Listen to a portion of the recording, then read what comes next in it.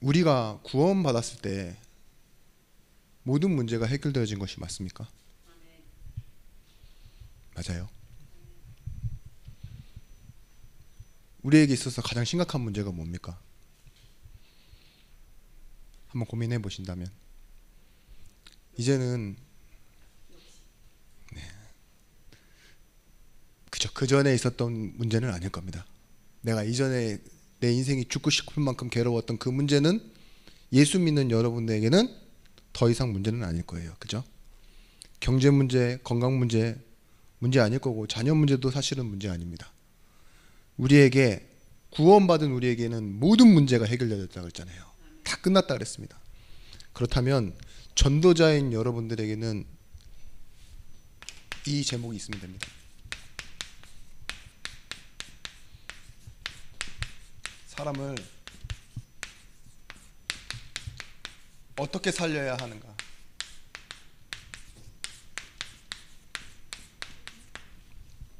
여기에 질문 좀 길죠. 제목이 좀 길죠.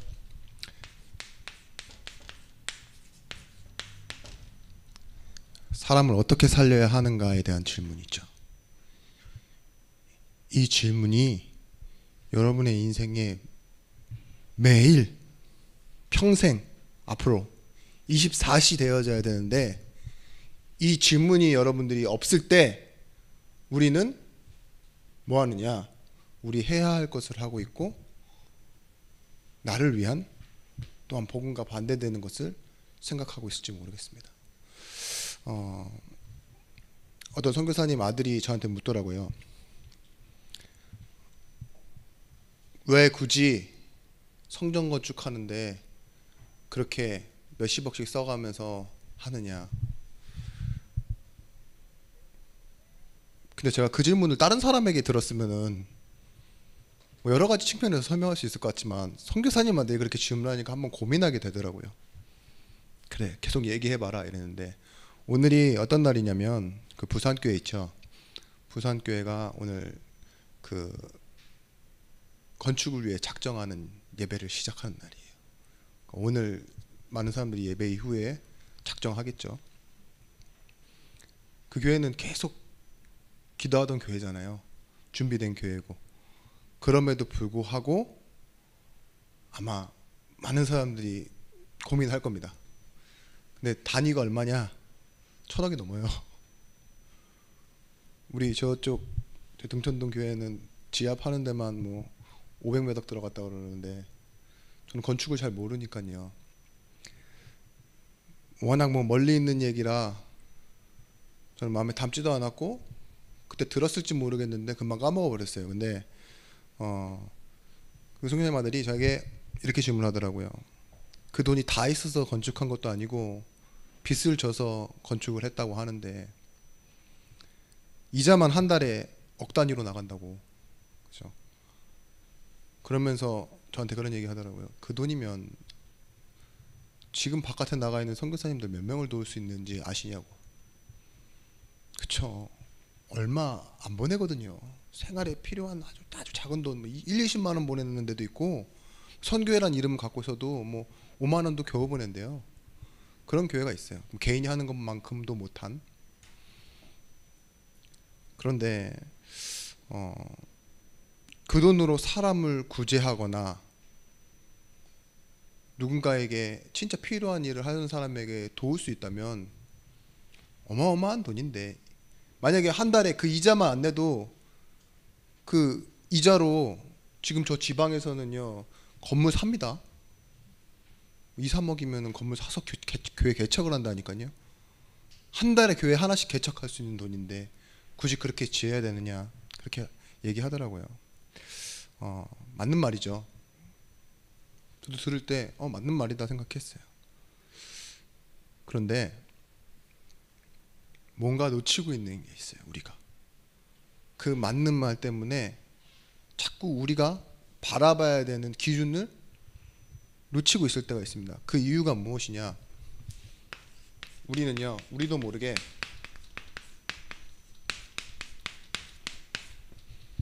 예수 믿고 교회 처음 와도 가지고 있는 게 있어요. 율법을 배우지 않았는데도 우리 안에 딱 휴머니즘이라고 그러죠. 인본주의. 이걸 가지고 있다니까요.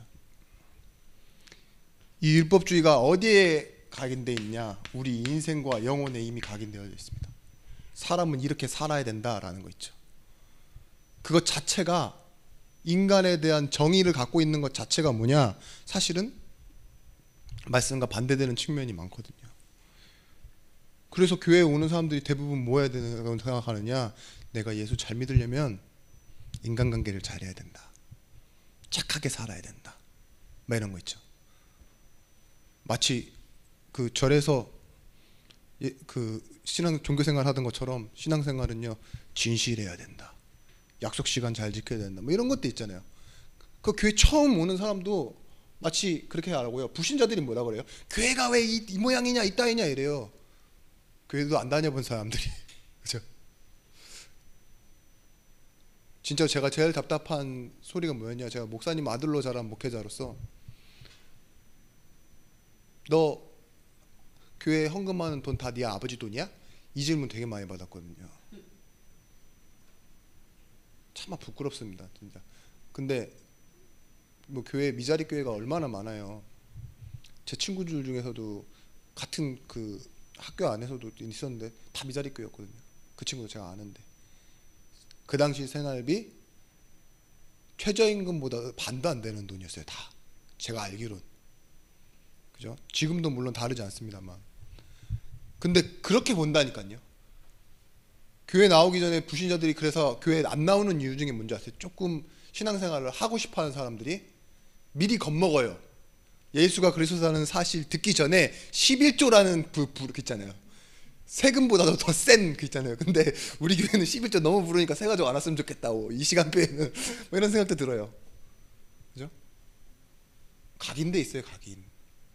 내가 좋은 일이 생겨도 두려워한다니까. 감사원금 해야 되는 거 아니야? 이러면서 있잖아요. 그죠? 저희 교회 어떤 분 그러시잖아요. 보험료가 나왔어요. 병원 그 입원 치료받고 거기에 대한 11조 하시잖아요. 믿음으로 하는 건데. 근데 누가 볼 때는요. 그거 엄청 부담스러운 얘기예요. 지금부터 또 아프면 어떡해? 노후를 위해 준비돼야 될 내 인생이 없어 보이니까. 그런 것들이 다 있습니다. 오늘 이 요한복음, 마가복음 12장, 14장에 나와 있는 말씀처럼 막달라 마리아가 향유 옥합을 깨서 예수님 발에 붓는데 그 주변에 있는 사람들이 뭐라 합니까? 그 가룟 유다가 뭐라고 해요? 자기 인생으로 얘기하는 거예요. 내 인생관을 두고. 지금 뭐 하는 짓이냐? 사람 살려야지. 그러면서 뭐라고 해요? 그 말은 진실이 아니라 성경에 뭐라고 했어요? 가룟 유다는 도둑이라. 이렇게 나와 있잖아요. 돈을 사랑하는 자라. 그 돈을 훔치고자 하는 지라라고 나와 있잖아요. 진실하게 보면 그렇다니까요. 우리도요 헌금을 하기 싫은 게 아니에요. 나를 위한 마음이 큰 거예요. 그죠? 내 인생이 먼저라는 거 있죠. 그 교회 다니면서도 내 인생이 먼저라는 것이 포기되어지지 않은 채로 뭔가 행동하는 것, 그걸 보고 율법주의라고 합니다. 여러분, 우리가 이거 없는 사람 없잖아요. 이거 모르는 사람 없잖아요. 이익과 손해 다 알고 있습니다. 지금 성전 건축을 한다 우리가 교회가 하면 칩시다. 나는요 이 이익과 손해 앞에 서야 되는 사람입니까? 하나님의 흐름? 그걸 따라가는 사람입니까? 아니면 사람들의 흐름을 따라가는 사람입니까? 아니 한 목사님, 그 목사님이 있음으로 지금 교회가 유지되고 저것이 유지가 되고 이 시대니까 이 교회가 유지되는 건데 뭐 몇 년 후면은 건물도 헐어버릴 거고 목사님 안 계시면은 그게 유지가 될 것 같냐고. 유지되지 못할 그런 것에 우리가 왜 이렇게 많은 돈을 들여서 건축을 해야 되고 헌신을 해야 되느냐? 맞다고 생각해요. 근데 여러분, 교회가 망하면 하나님이 망하는 겁니까? 아니죠. 세우신 목사님이 물러가시면 하나님도 같이 물러가십니까? 여기서 말씀드리고 하는 것은요, 기준이에요. 왜 이익과 손해를 기준으로 삼습니까? 근데 우리도 모르게 이익과 손해를 기준 삼고 있습니다. 하나님은 언약 성취에 한 번도 막혀보신 적이 없어요. 포로된 민족, 속국된 민족, 이 민족을 데리고서도 세계복음화 하였다니까요. 내가 얼마만큼 할 수 있는가, 이 부분에 대해서 사람들은 헌신이 되게 고민해요. 근데 그 가운데 이게 있습니다. 내가 얼마만큼 할 수 있는가 있죠. 믿음이 아니에요. 이익과 손해지. 왜? 나는 왜 해야 되는가? 여기다 또 고민한다니까요.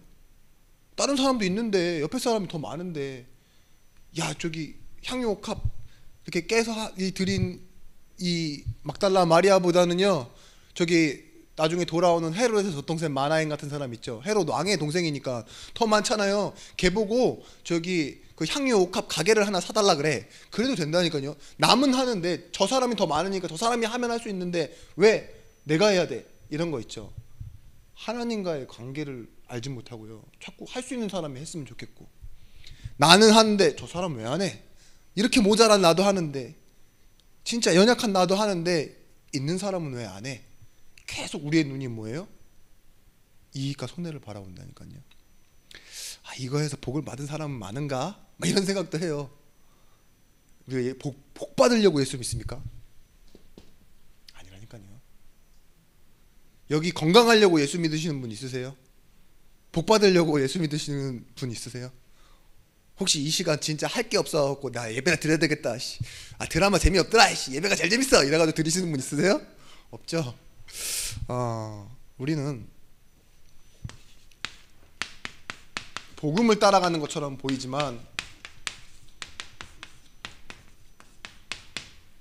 사상이에요. 사람과 명분. 우리 목사님이 어떤 사역을 하시지, 세계복음화라는 사역을 하시니까, 전도와 선교 하시니까, 후대를 통해서 열매 맺고 하나님이 원하시니까, 그거 다 사람과 명분입니다. 사람이 하는 일이 하나님께 맞춰져 있느냐, 사람 기준에서 하는 거예요. 교회는 복음 증거하고 성도로 하여금 말씀 훈련하는 장소입니다. 그죠? 오늘 우리 모여 있는 장소가 그런 장소예요. 그래서 교회를 조직이나 집단이라고 보시면 안 돼요. 두세 사람이 모이는 곳에, 우리가 같이 있는 이곳에 하나님께서 성령으로 역사하시는 그런 시간입니다. 그래서요, 우리가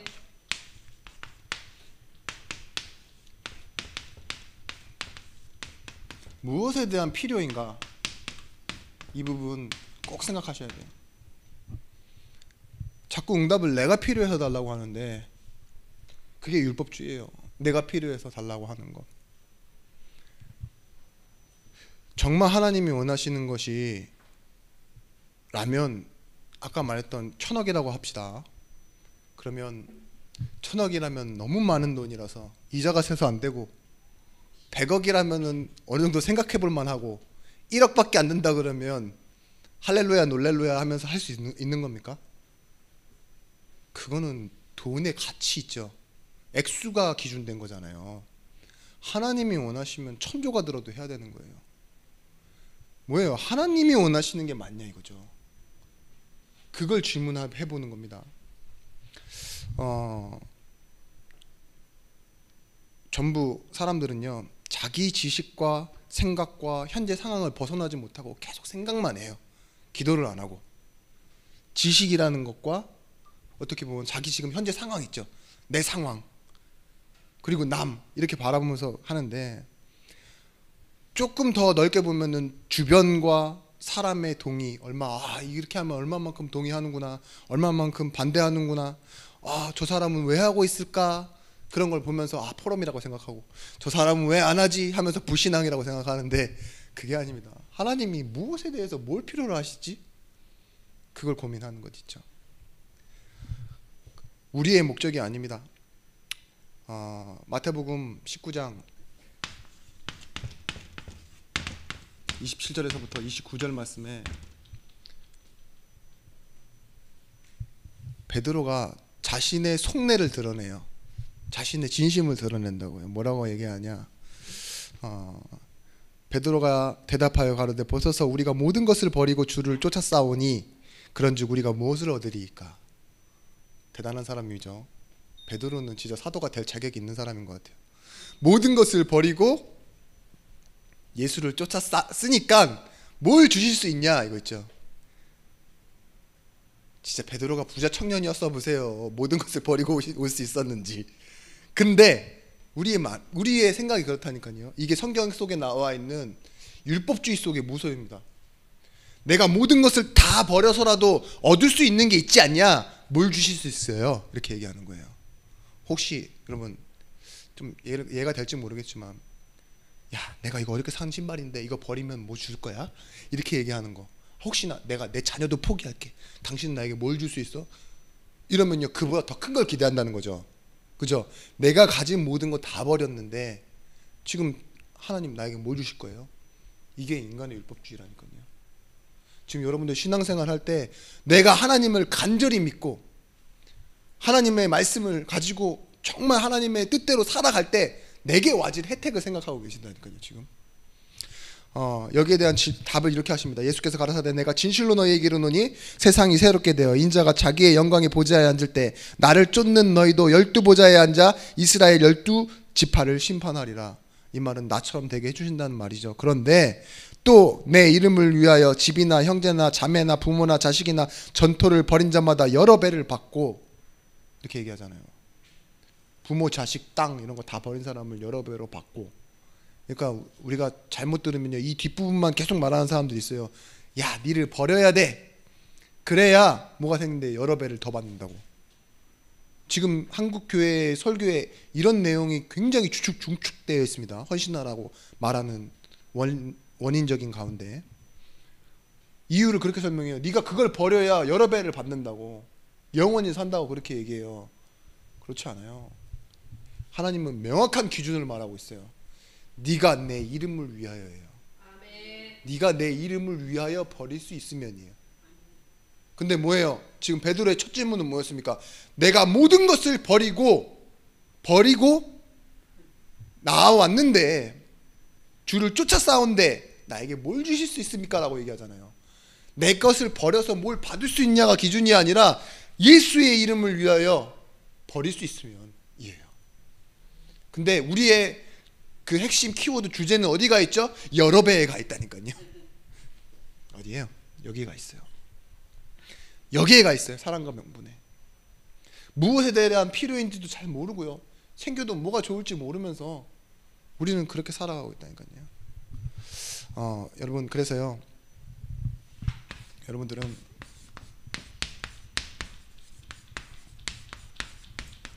우리 지난 수예배 때도 말했었는데 하나님이 우리에게 주신 근본 언약이 있어야 됩니다.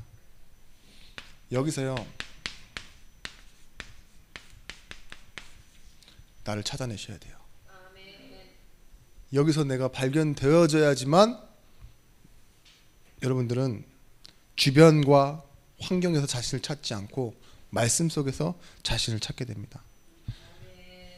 분명히 하나님은요, 사람을 하나님의 형상대로 창조하시고 그리고 그 땅을 정복하도록 그렇게 하나님의 창조 원리를 만들어 놓으셨어요. 그래서 우리가 예배하는 것은 하는 것이고 예배의 승리를 통해 삶의 승리로 들어가는 것은 당연한 것입니다. 하나님이 우리에게 주신 방법입니다.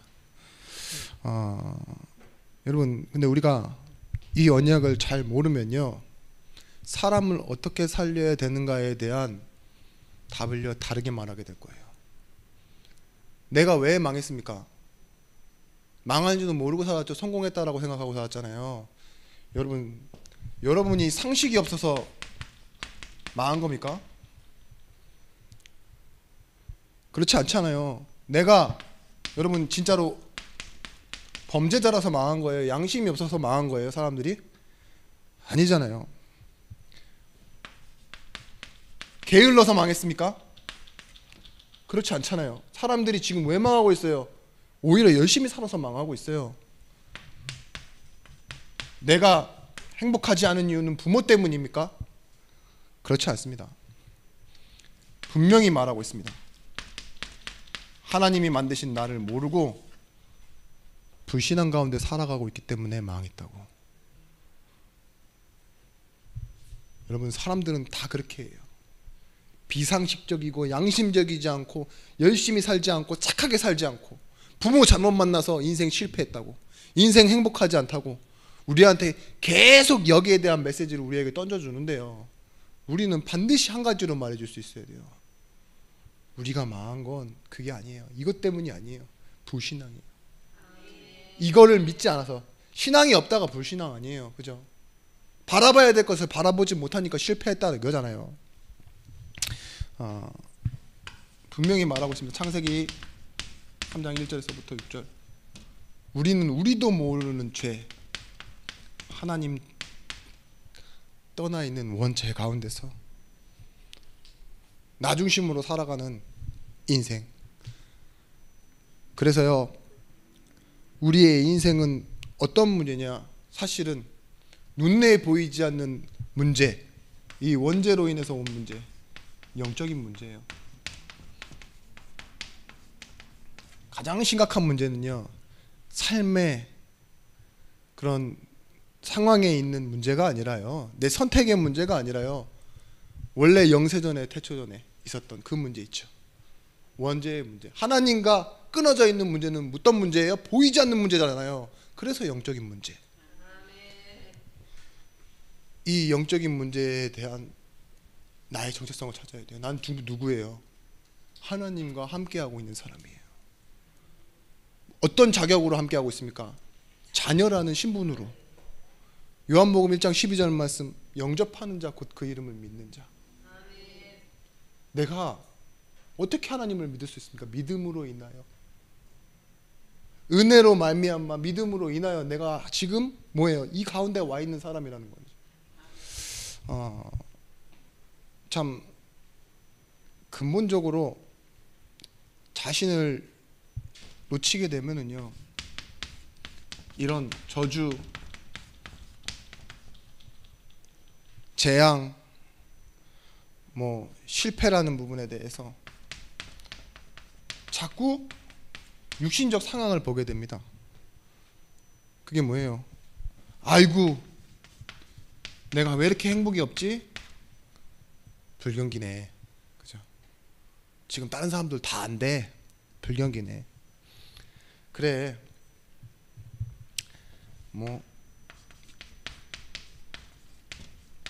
경제가 다 침체돼 있지. 그렇게 얘기하잖아요. 아이고, 하락점이구나. 올라갈 때가 있으면 또 내려갈 때가 있고. 그런데 어머니 우리나라가 지금 이제는 1인당 GDP가 이제 일본을 앞섭니다. 그만큼 잘 사는 나라가 됐다는 거죠. 그런데 지금 사람들이 많이 죽어요. 사고로, 병으로, 아니요, 자살로. 자살률이 최고 높은 연령대는 언제냐? 20, 30대. 40, 50대일 것 같죠? 30, 40대나. 아니요, 20, 30대. 그렇게 자살을 많이 한대요, 지금. 그렇게 절망하고. 우리 주변에 그런 소리가 안 들려오니까 여러분들 잘 모르시겠죠? 근데 애 낳고 난 이 유부녀 있죠? 결혼을 했는데도 유부남이잖아요. 가정에 있는 사람들도 자살을 하고요. 사고를 당하고 그렇습니다. 그런 사람들, 그 사람들에게 이거에 대해서 상식적으로 말하는 말을 해줘야 될까요? 아니면 하나님 떠나 있는 영적인 문제는 반드시 저주와 재앙과 실패로 나타난다. 지옥의 권세로, 사단의 권세로 나타나 있다. 우리의 인생을 붙잡아 두고 하나님 만나지 못하도록, 하나님 알지 못하도록 그렇게 속이고 있다, 이렇게 말해줘야 될까요? 여러분들 오늘 답을 얻으시기 바랍니다. 아멘. 내가 답을 얻으면요, 그 답을 말하는 사람 되어지게 되어 있어요. 아멘. 근데 내가 흔들려 버리면 뭐예요? 멍한 거예요. 멍하거나 아니면 더 맞는 말 해버린다니까요, 그 사람보다. 왜냐면 여러분들 그렇게 멍청하지 않아요. 똑똑하다니까요. 경제 가지고 막 얘기하면요, 내가 더 경제 갖고 얘기 더 잘해. 그게 문제예요. 그게 가장 심각한 문제라니까요. 제가요, 막 누군가 목사님인데 막 와가지고 막 이제 막 얘기를 해요. 전도 대상자가 와갖고 저한테 그러면서 막 차에 대해서 막 얘기를 저한테 하잖아요. 그럼 제가 옛날 별명이 뭐였냐? 딜러였잖아요. 그러니까 더 설명을 잘해줘요. 그게 문제라니까요. 복음을 말해줘야 되는데 지금 딜러보다 차를 내가 더 잘 알아. 그게 문제라니까요. 아시겠어요? 뭔가 막 삶에 막 어려운 문제를 당해요. 근데요, 그 문제를 내가 겪었는데 그 겪어서 이겨나온 그 상황을 딱 얘기하면서 이 사람을 무시해버려요. 그게 문제예요. 그게 율법주의라니까요. 그건 문제 아니야. 내가 더 큰 문제가 있어도 있잖아요. 그 사람에게는 답을 줄 수 있는 상태가 돼야 됩니다. 여러분, 우리에게는 어떤 것이 있습니까?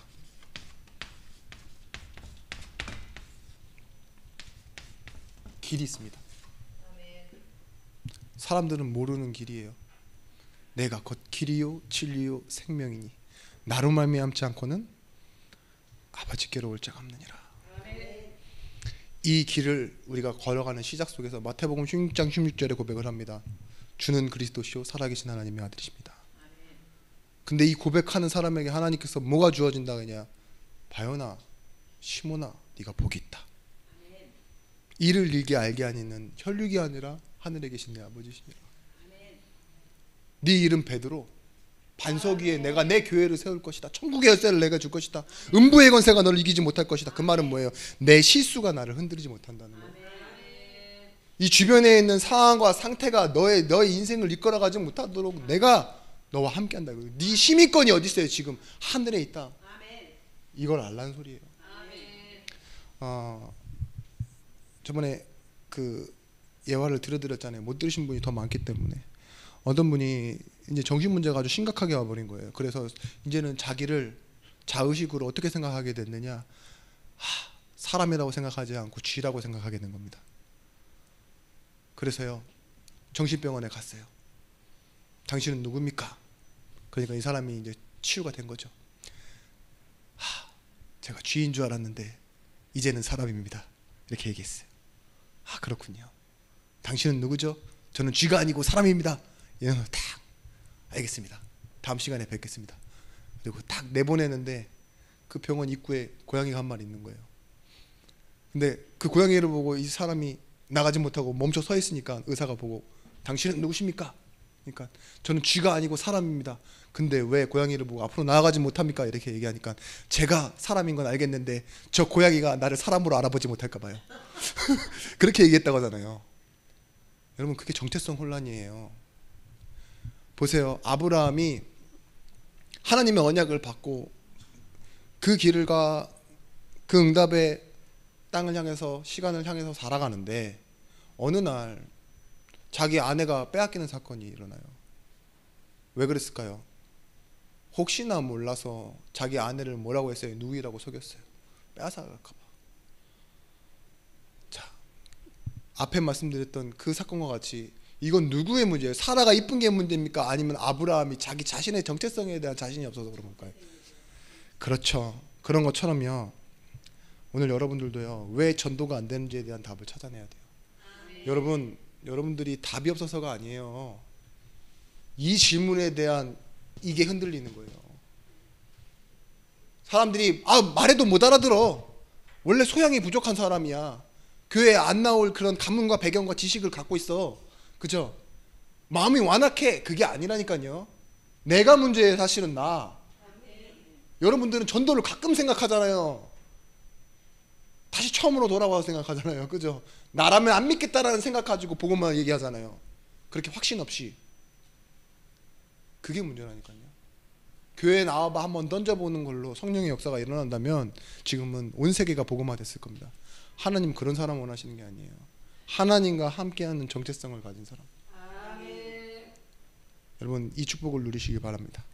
여러분 그래서 여러분들을 하나님이 부르시고 자녀 삼으시고 여러분은 전도자라 부르셨습니다. 그리고 증인이라는 같은 말로 구약에선 제사장이라는 단어를 썼습니다. 다 같은 말입니다. 여러분들은 시대와 역사 속에 남은 자를 기다리고 남은 자를 살릴 남은 자입니다. 분명히 하나님 성경의 말씀에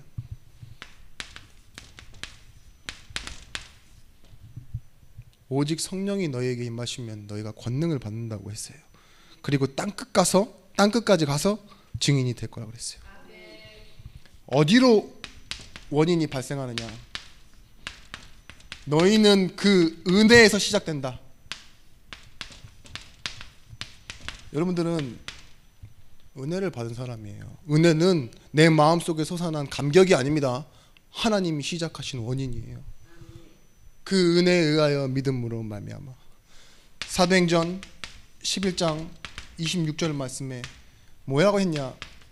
안디옥에 모여있는 사람들이요, 비로소 그리스도인이란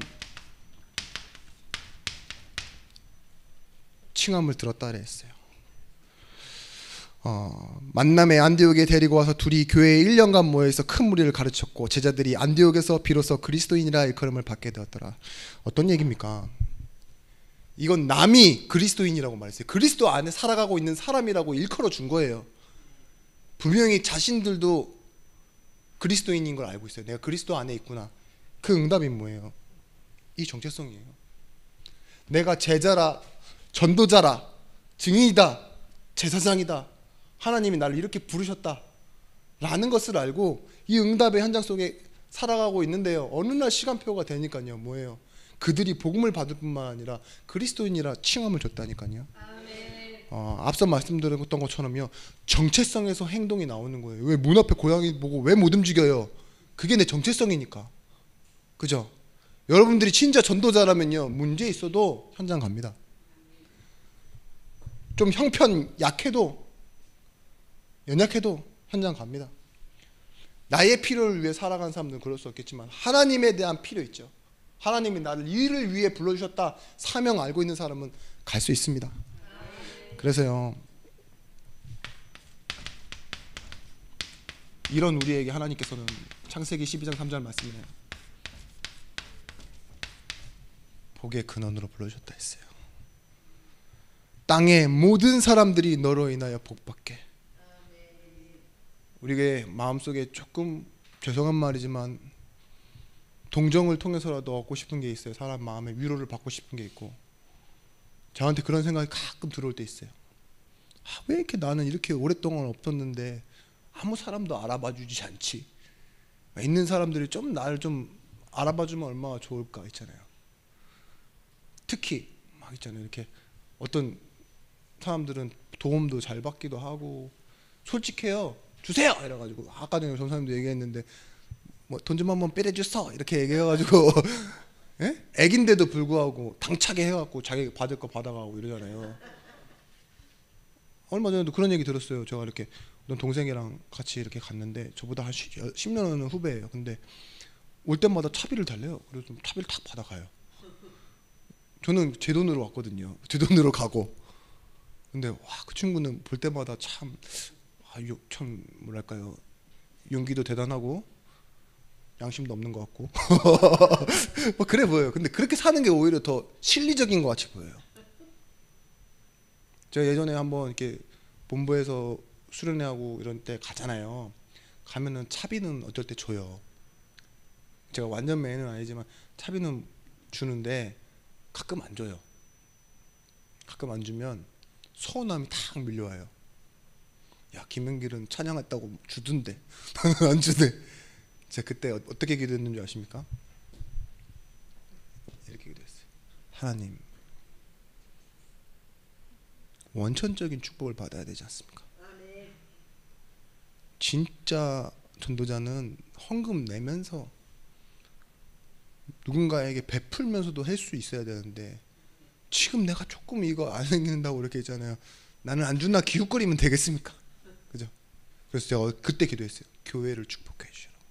하나님, 우리 교회를 축복해. 우리 교회 안에서 다 돌고 선교도 할 만큼도 받아야 되는데, 그죠? 그게 우리 어떤 교사님이 기도하시는 한 사람의 11조만으로도 그렇게 돼야죠. 그죠? 그런 거예요. 나는 사실 복의 근원이잖아요. 근데 왜 자꾸 복도 아닌, 그죠? 조금 뭐예요, 이 경기가 좋은 사람, 덜 침체되는 사람, 상승점에 있는 사람을 보면 막 우리는 막 눈이 좀 팽그레지죠. 좋겠다. 그게 아닙니다. 하나님은 출애굽기 19장 5절 6절 말씀에 이 유월절 어린 양의 피 바르고 나온 애굽의 백성들에게 이제서 말씀하십니다. 이제서야 뭐라고 얘기하십니까?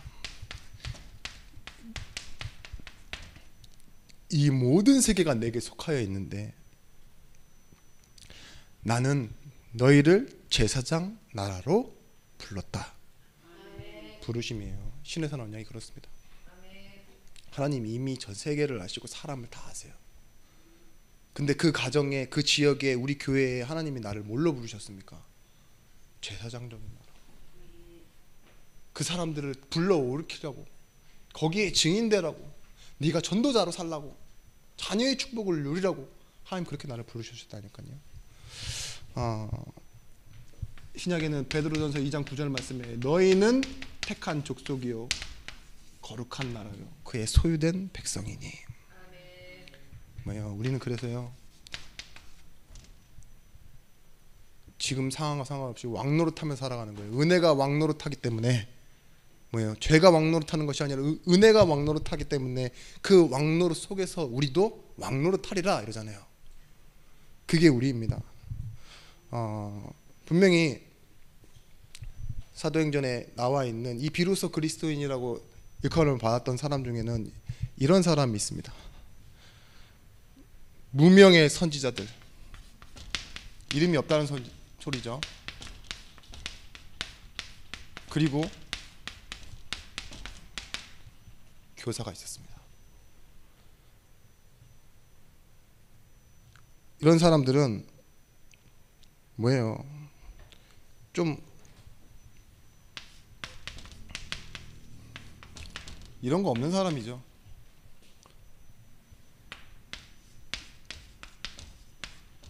이런 거 없는 사람이에요. 자기 이름 내고 네임 밸류 내고 스펙 같은 거 나타내고 그런 사람이 아니라니까요.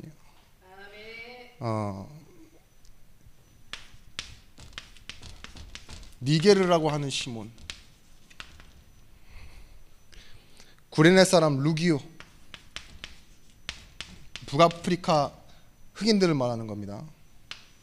구레네, 니게르, 니글 이러잖아요.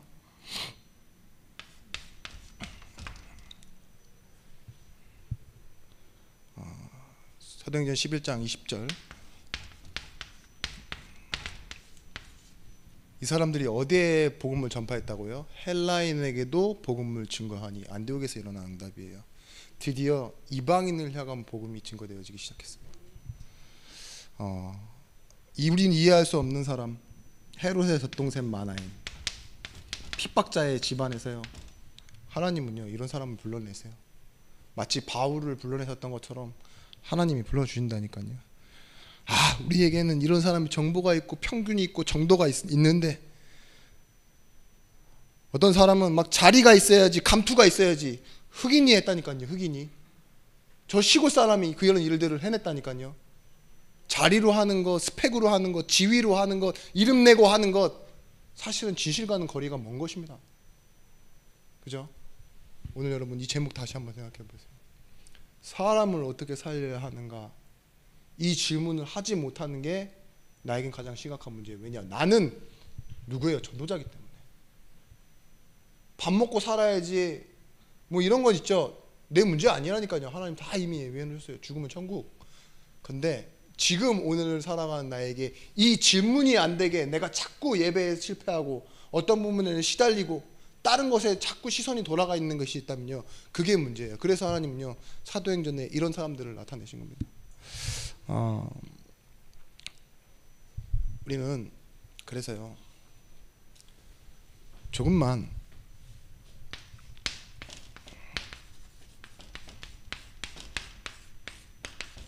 혼자 있을 때 기도의 힘을 얻으시면 됩니다. 우리는 하나님이 우리와 함께 하십니다. 그리고 우리와 함께 하십니다. 나와 함께 하시고 우리와 함께 하시고, 그리고 모든 것을 가지고 어떤 걸 이루세요?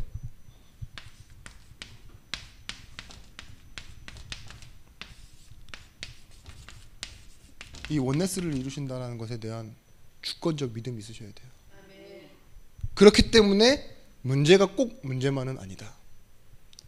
잘 되는 것도 꼭 잘 되는 게 아니에요. 왜냐? 하나님의 주권 안에 있는 거니까. 모든 것이 합력하여 선을 이룬다 했잖아요. 로마서 8장 28절 말씀에 하나님을 사랑하는 자 곧 그 뜻대로 부르심을 입은 자들에게는 그 모든 것이 합력하여 선을 이룬다고요. 그래서요, 여러분들은 이 내가 없어도 되는 거예요.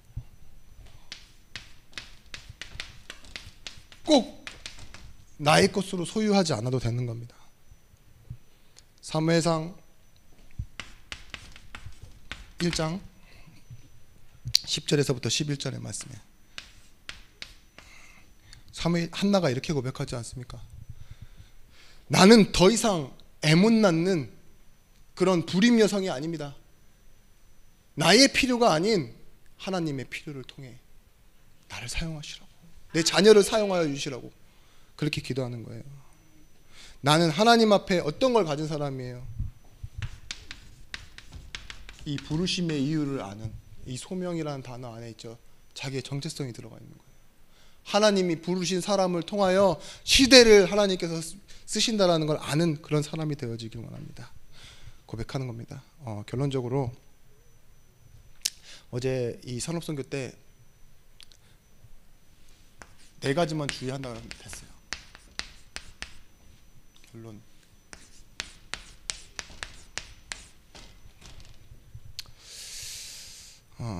첫 번째는요,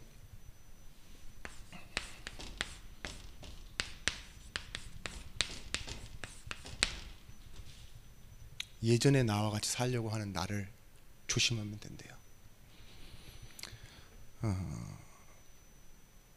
나만 모르지 다른 사람들은 전부 알고 있다고, 그런 거 있죠.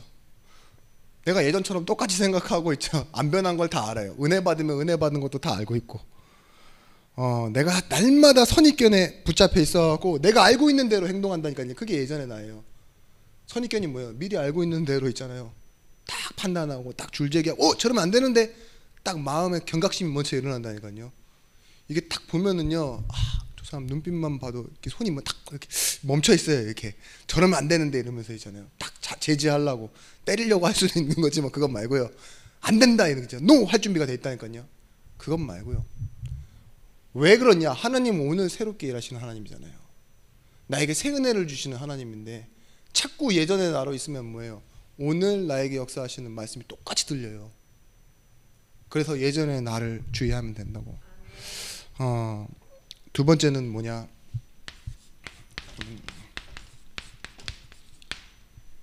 멀리 있는 사람이 여러분 힘들게 하지 않습니다. 가까이 있는 사람이 여러분들 힘들게 하지. 그런 것처럼요, 옳은 말인데 응답과는 전혀 상관없는 말 하는 사람들 있죠. 그 사람과 그 사람의 하는 말을 좀 조심하면 된다고. 옳은 말인데도요, 사실은 응답과 상관없는 거예요. 아까 제가 말씀드렸잖아요. 제가 목사인데 딜러의 말을 하면 되겠습니까? 아니죠. 정보잖아요. 확실한 정보를 주는데도 그건 틀린 말이라니까요. 정체성의 말을 해야 돼요. 그 사람을 살리는 말은 따로 있다는 걸 알고 그걸 던져주실 수 있어야 됩니다. 또 하나, 우리는요, 일합니다. 하나님의 일도 일이고 세상의 일도 일인데, 교회 안가 밖에서 일을 하지만 일하기 위해서 하는 일을 말고 있죠. 보람을 얻고자 하는 일, 성취를 내고자 하는 일, 뭐 욕심 이런 거 있잖아요. 그것보다 더 중요한 게 뭐냐? 여러분, 계획이어야 돼요. 하나님의 계획. 내 보람보다요, 내가 하는 일의 보람보다, 여러분들 하는 일이 보상으로 딱 생겨나면 얼마나 좋아요. 저기 우리 교사님 애기 보고 왔는데 뭐예요? 가장 보람 있을 때가 언제죠? 봉투에 돈 줄 때보다요, 아이고 고생하셨어요 장모님, 엄마 고생했어, 이런 말 있죠. 그죠? 그런 말과 함께 봉투가 같이 오면 더 보람 느끼잖아요. 그죠? 그죠? 근데 만약에 여러분 일을 했는데 오지 마, 싫어, 이러면 어떻게 돼요? 보람 없죠? 무너지죠? 그게 아니라니까요. 그런 보람과 나의 실패한 감정, 그것보다 더 위에 있어야 되는 게 뭐예요? 그런 일이 아닙니다. 하나님의 계획. 이 일을 바라보셔야 돼요. 다 같은 말입니다. 아, 오늘은 일이 잘 됐다, 오늘은 일이 좀 안 됐다, 이게 아닙니다. 하나님의 계획.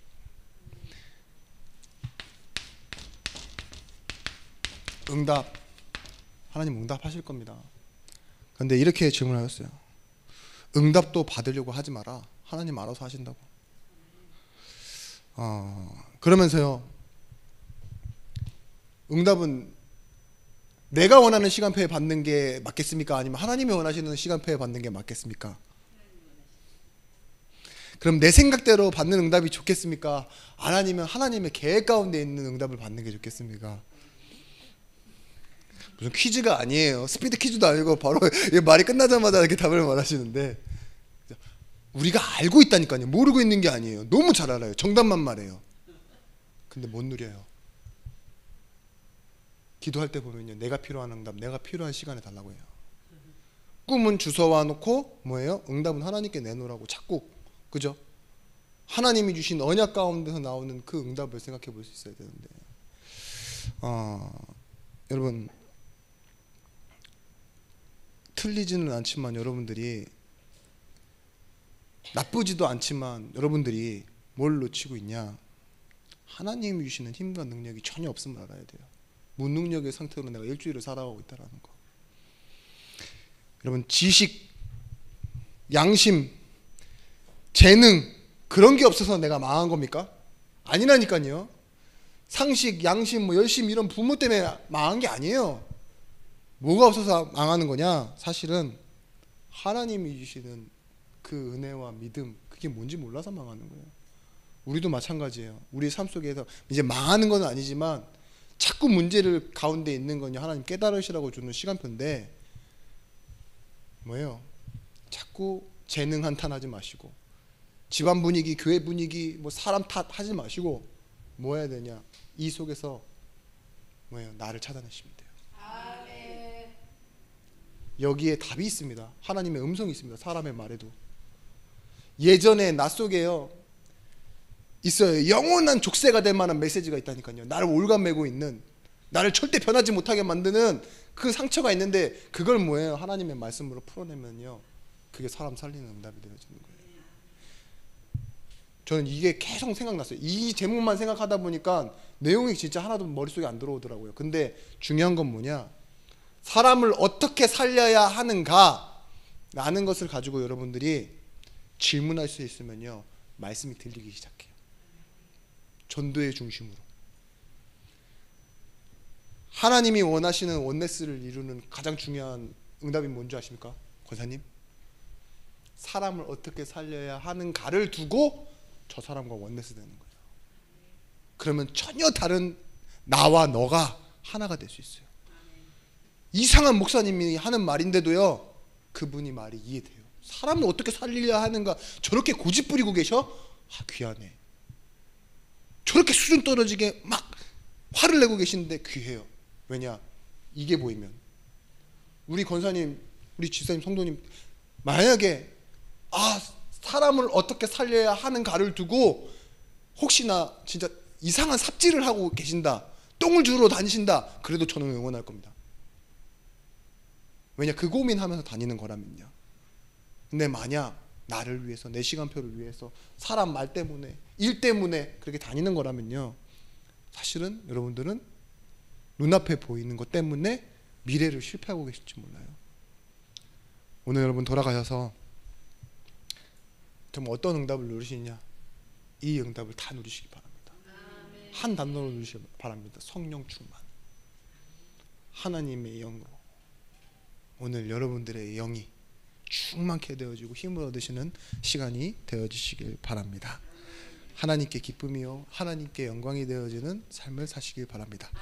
혹시 제가 말 중에 정말 배부르고 정말 힘들어서 심중에 못할 말을 제가 말씀 때 잘못 전달했다면 오해하지 말으시고 하나님의 음성만 여러분에게 나오셨기를 바랍니다. 기도하겠습니다. 하나님,